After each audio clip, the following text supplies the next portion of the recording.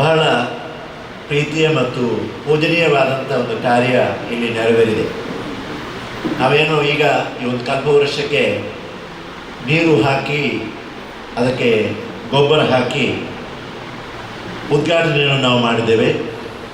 ಈ ಕಲ್ಪವೃಕ್ಷ ಇನ್ನು ಬೆಳೆದು ದೊಡ್ಡದಾಗಿ ಹೆಮ್ಮರವಾಗಿ ಬೆಳೆದು ಅನೇಕರಿಗೆ ಅನೇಕ ಸಿಯಾಳವನ್ನು ಮತ್ತು ತೆಂಗಿನಕಾಯಿಯನ್ನು ಕೊಡುವಂಥ ಒಂದು ವೃಕ್ಷವಾಗಿ ಬೆಳಿಬೇಕು.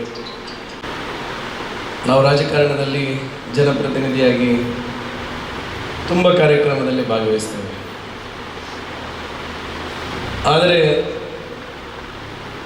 ದೇವರ ಹತ್ತಿರ ಇದ್ದು ಕೆಲಸ ಮಾಡತಕ್ಕಂಥ, ದೇವರಿಗೆ ಪ್ರಿಯವಾಗಿರ್ತಕ್ಕಂಥ ಕೆಲಸವನ್ನು ಮಾಡತಕ್ಕಂಥ ಈ ಅನಾಥ ಮಕ್ಕಳನ್ನು ಸಂರಕ್ಷಣೆ ಮಾಡಿ ಅವರಿಗೆ ಜೀವದಾನವನ್ನು ಕೊಡುವಂತಹ ಒಂದು ಸೈಂಟ್ ಜೋ ನಿವಾಸದ ಉದ್ಘಾಟನಾ ಕಾರ್ಯಕ್ರಮದಲ್ಲಿ ಶಾಸಕನಾಗಿ ಭಾಗವಹಿಸ್ತಾ ಇದ್ದೇನೆ ಅಂತ ಹೇಳಿದರೆ ಇದಕ್ಕಿಂತ ದೊಡ್ಡ ಪುಣ್ಯದ ಕೆಲಸ ಇನ್ನೊಂದಿಲ್ಲ ಎನ್ನುವಂಥದ್ದು ಈ ಸಂದರ್ಭದಲ್ಲಿ ನಾನು ಬಹಳ ಸಂತೋಷ ಪಡ್ತೇನೆ.